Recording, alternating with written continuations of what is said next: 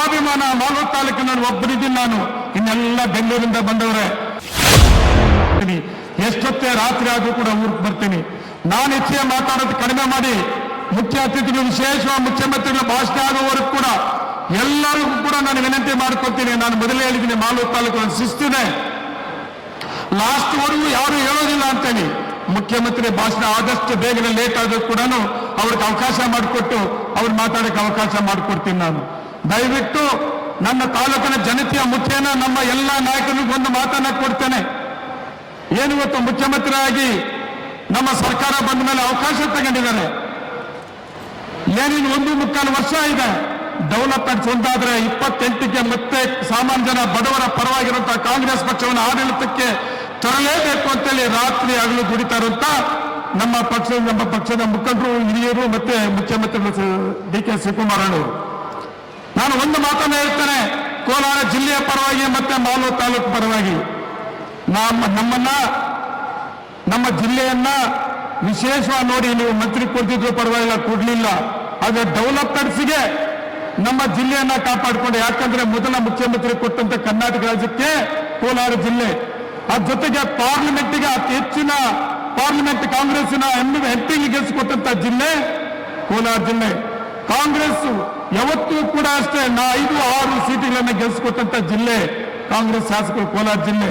ಇವತ್ತು ಇನ್ನೇನು ಉಳಿದಿದೆ 1.25 ವರ್ಷ, ನಿಮ್ಮಲ್ಲಿ ತುಂಬಾ ನಂಬಿಕೆ ಇಟ್ಕೊಂಡಿದ್ದೀವಿ. ನಮ್ಮ ಜಿಲ್ಲೆಗೆ ಅವಕಾಶ ಮಾಡಿಕೊಡ್ಬೇಕು. ಡೆವಲಪ್ಮೆಂಟ್ಸ್ಗೆ 28ಕ್ಕೆ ನೀವೇನು ಅನ್ಕೊಂಡಿದ್ದೀರಿ, ಕರ್ನಾಟಕ ರಾಜ್ಯದಲ್ಲಿ ನನ್ನ ಹೋರಾಟದಲ್ಲಿ ನನಗೆ ಸಿಕ್ಕಂತ ಅವಕಾಶದಲ್ಲಿ ಹೈಕಮಾಂಡ್ ಮುಖ್ಯಮಂತ್ರಿ ಆಗಿ ಕೊಟ್ಟಿದ್ದಾರಲ್ಲ, ಮತ್ತೆ 28 ಕರ್ನಾಟಕ ರಾಜ್ಯದಲ್ಲಿ ಕಾಂಗ್ರೆಸ್ ಸರ್ಕಾರ ತರಬೇಕು ಅಂತ ನೀವೇನು ಹೊರಟಿದ್ದೀರಿ. ನಮ್ಮ ಜಿಲ್ಲೆಯಲ್ಲಿ 6 ಕಾರು ಕೂಡ ಕಾಂಗ್ರೆಸ್ ಶಾಸಕರಿಗೆ ಗೆಲ್ಲಿಸಿಕೊಡೋದ್ರಲ್ಲಿ ಅನುಮಾನ ಬೇಡ. ಅದ್ರ ಜೊತೆಗೆ ಒಂದು ಮಾತನ್ನ ಹೇಳ್ತೇನೆ ನಾನು, ಮಾಲೂರು ತಾಲೂಕಲ್ಲಿ ಡಿಪಾಸಿಟ್ ಇಲ್ಲದೆ ಇರುವಂತಹ ಸಂದರ್ಭದಲ್ಲಿ ಕಾಂಗ್ರೆಸ್ ಪಕ್ಷವನ್ನ ಕಟ್ಟುವಂತ ಜವಾಬ್ದಾರಿ ಕೊಟ್ಟ ಮೇಲೆ 10,000 ಓಟ್ ಇತ್ತು ಕಾಂಗ್ರೆಸ್ಗೆ. ಅಂತ ಸಂದರ್ಭದಲ್ಲಿ ನೀವು ಕಾಂಗ್ರೆಸ್ ಪಕ್ಷವನ್ನ ಕಟ್ಟುವಂತ ಅವಕಾಶ ಮಾಡಿಕೊಟ್ಟ ಮೇಲೆ ಕಾಂಗ್ರೆಸ್ ಪಕ್ಷವನ್ನ ಕಟ್ಟಿದ್ದೇನೆ, ಬೆಳೆಸಿದ್ದೇನೆ. ಪ್ರತಿ ದಿವಸ ನನ್ನ ತಾಲೂಕಿನ ಜನತೆಯ ಜೊತೆಲಿದ್ದೇನೆ.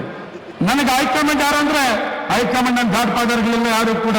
ನನ್ನ ಗಾಡ್ ಫಾದರ್ ಯಾರು ಮಾಲೂರು ತಾಲೂಕಲ್ಲಿ ಅಂದ್ರೆ ಈ ಜನ ನನ್ನನ್ನ ಕೆಳಹಂತದಿಂದ ಬೆಳೆಸಿದಂತವ್ರು, 2 ಸಾರಿ ಶಾಸಕ ಮಾಡಂತವ್ರು. ಮತ್ತೆ 28ಕ್ಕೆ ನನ್ನ ಗಾಡ್ ಫಾದರ್ ಯಾರು ಅಂದ್ರೆ ನನ್ನ ತಾಲೂಕಿನ ಇವರೇ.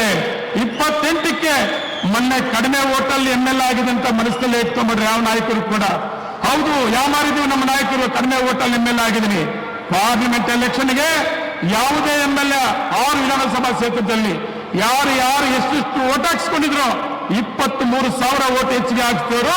ನನ್ನ ತಾಲೂಕಿನ ಜನ ಕಡಿಮೆ ಓಟಲ್ಲಿ ನಾನು ML ಆಗಿದ್ರು ಕೂಡ. 28ಗೂ ಕೂಡ ಅಷ್ಟೇ ಸ್ವಾಭಿಮಾನ ಮಾಲೂರು ತಾಲೂಕಿನ ಒಬ್ಬರಿದ್ದೀನಿ ನಾನು, ಇನ್ನೆಲ್ಲ ಬೆಂಗಳೂರಿಂದ ಬಂದವರೇ.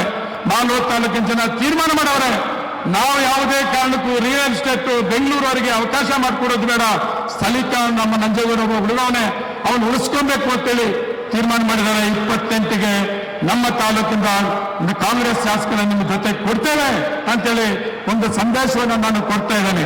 ಇನ್ನು ಹೆಚ್ಚಿಗೆ ನಾವು ಭಾಷೆ ಮಾಡಕ್ಕೆ ಹೋಗುದಿಲ್ಲ. ಈ ಕಾರ್ಯಕ್ರಮ ಆಯೋಜನೆ ಮಾಡೋದಕ್ಕೆ ವಿಶೇಷವಾಗಿ ಜಿಲ್ಲಾಡಳಿತ ತಿಳ್ಕೊಳ್ಳೇಬೇಕಾಗ್ತದೆ. ವೇದಿಕೆಯಲ್ಲಿ ಇವತ್ತೇನು ಈ ಕಾರ್ಯಕ್ರಮ ಇವತ್ತು ಇಷ್ಟು ಅದ್ಭುತವಾಗಿ ನಡೀತಾ ಇದೆ ಅಂದ್ರೆ ಅದಕ್ಕೆ ಜಿಲ್ಲಾಡಳಿತ ಕೂಡ, ಜಿಲ್ಲಾಧಿಕಾರಿಗಳಿರ್ಬೋದು, SP ಅವರು ಇರ್ಬೋದು, CO ಅವರು ಇರ್ಬೋದು, ಅದ್ರ ಜೊತೆಗೆ ತಾಲೂಕು ಆಡಳಿತ ಕೂಡ ಅಷ್ಟೇ. ಸುಮಾರು 1 ತಿಂಗಳಿಂದ ಅವರು ನಿದ್ದೆ ಹೋಗಿದೆ. ನಮ್ಮ ಆಡಳಿತ, ತಾಲೂಕಿನ ಆಡಳಿತ, ತಹಸೀಲ್ದಾರ್ ಇರ್ಬೋದು, EO ಇರ್ಬೋದು, ಎಲ್ಲರೂ ಕೂಡ ಅದ್ರ ಜೊತೆಗೆ ನಮ್ಮ ಕಾಂಗ್ರೆಸ್ ಪಕ್ಷದ ಎಲ್ಲ ನಾಯಕರು ಕೂಡ ಇವತ್ತಿನ ಕಾರ್ಯಕ್ರಮ ಇಷ್ಟೊಂದು ಅದ್ಭುತವಾಗಿ ನಡೀಬೇಕಾದ್ರೆ, ಸಕ್ಸಸ್ ಆಗಬೇಕಾದ್ರೆ ಇವರೆಲ್ಲರೂ ಕೂಡ ಕಾರಣಕರ್ತರು. ಮಾಲೂರು ತಾಲೂಕಲ್ಲಿ ಯಾವುದೇ ಒಂದು ಕಾರ್ಯಕ್ರಮ ಮಾಡಿದ್ರು ಕೂಡ ಇತಿಹಾಸ ಇದೆ. ನಮ್ಮ ದೇಶದ ಮುಂದಿನ ಭವಿಷ್ಯದ ಪ್ರಧಾನಿಗಳಾದಂತ ರಾಹುಲ್ ಗಾಂಧಿ ಅವರನ್ನ ಈ ಮಾಲೂರು ತಾಲೂಕಿಗೆ 2 ಸಾರಿ ಕರೆಸಿದಂತೂ ನಮ್ಗೆ ಸಿಕ್ಕಂತ ಅವಕಾಶ. 2 ಸಾರಿ, ನನ್ನ ಎಲೆಕ್ಷನ್ಗೆ 1 ಸಾರಿ, ಮತ್ತೆ ಪಾರ್ಲಿಮೆಂಟ್ ಎಲೆಕ್ಷನ್ಗೆ 1 ಸಾರಿ, 2 ಸಾರಿ ಕೂಡ ರಾಹುಲ್ ಗಾಂಧಿ ಅವರು ಈ ವೇದಿಕೆಗೆ ಬಂದಿದ್ದು ಮಾಲೂರು ತಾಲೂಕಿಗೆ. ಸಿದ್ದರಾಮಯ್ಯ ಅವರು ಬಂದಿದ್ರು, DK ಶಿವಕುಮಾರ್ ಅವರು. ಕೊರೋನಾ ಸಂದರ್ಭದಲ್ಲಿ ರಾಜ್ಯದಲ್ಲಿ ಯಾರೂ ಮಾಡಲಿಲ್ಲ. ನಮ್ಮ ಕಾಂಗ್ರೆಸ್ ಪಕ್ಷದ ನಾಯಕರು ಕಷ್ಟದಲ್ಲಿರುವಂತವರಿಗೆ ಆ ಕೊರೋನಾ ಸಂದರ್ಭದಲ್ಲಿ ಕೊಟ್ಟಂತ ಕಾರ್ಯಕ್ರಮಗಳಿಗೆ DK ಶಿವಕುಮಾರ್ ಅವರು ಕೂಡ ಭಾಗವಹಿಸಿದಂತದ್ದು. ತುಂಬಾ ಒಗ್ಗಟ್ಟಾಗಿದ್ದೀವಿ. ಈ ಒಗ್ಗಟ್ಟನ್ನು 28ಕ್ಕೆ ನಿಮಗೆ ಕೊಡ್ತೇವೆ ಅಂತ ಈ ಸಂದರ್ಭದಲ್ಲಿ ಹೇಳಿ, ನಮಗೆ ಮುಂದಿನ ದಿನಗಳಲ್ಲಿ ಮಾಲೂರು ತಾಲೂಕಿಗೆ ಡೆವಲಪ್ಮೆಂಟ್ಸ್ಗೆ ಎಲ್ಲ ನಾಯಕರನ್ನ ಮುಖ್ಯಮಂತ್ರಿಯಿಂದ ಹಿಡಿದು ನಮ್ಮ ಜಿಲ್ಲಾ ಮಂತ್ರಿಯಿಂದ ಹಿಡಿದು ಎಲ್ಲ ಮಂತ್ರಿಗಳನ್ನ ನಾನು ರಿಕ್ವೆಸ್ಟ್ ಮಾಡ್ತಾ ಇದ್ದೇನೆ. ವಿಶೇಷವಾಗಿ 28ಕ್ಕೆ ಮಾಲೂರು ತಾಲೂಕಿಂದ ಕಾಂಗ್ರೆಸ್ನ ಶಾಸನ ಗೆಲ್ಲಿಸ್ಕೊಡ್ತೀವಿ, ನಮ್ಗೆ ಸಹಕಾರ ಕೊಡಬೇಕು ಅಂತ ಈ ವೇದಿಕೆ ಮುಖಾಂತರ ನಿಮಗೆಲ್ಲರಿಗೂ ವಿನಂತಿಸ್ಕೊಳ್ತಾ, ನನಗೆ ಸಿಕ್ಕಂತ ಈ ಅವಕಾಶಕ್ಕೆ, ನನಗೆ ಕೊಟ್ಟಂತ ಸಹಕಾರಕ್ಕೆ ನನ್ನ ಜನತೆಗೆ ವೈಯಕ್ತಿಕವಾಗಿ ನಾನು ಧನ್ಯವಾದಗಳು ಹೇಳ್ತಾ ಇದ್ದೇನೆ. ನಮಸ್ಕಾರ. ಯಾರು ಕೂಡ ಒಬ್ಬರು ಹೇಳಕ್ ಹೋಗ್ಬೇಡ್ರಿ, ಆದಷ್ಟು ಬೇಗನೆ ಈ ಕಾರ್ಯಕ್ರಮ ಮುಗಿಸ್ತೀವಿ. ನಮಸ್ತೆ. ಎಲ್ಲರಿಗೂ ನಮಸ್ಕಾರ. ನಮ್ಮ ಐಡಿಯಾ ನ್ಯೂಸ್ ಚಾನಲ್ ಸಾಮಾಜಿಕ ಕಳಕಳಿ ಇರ್ತಕ್ಕಂಥ ನ್ಯೂಸ್ ಚಾನಲ್.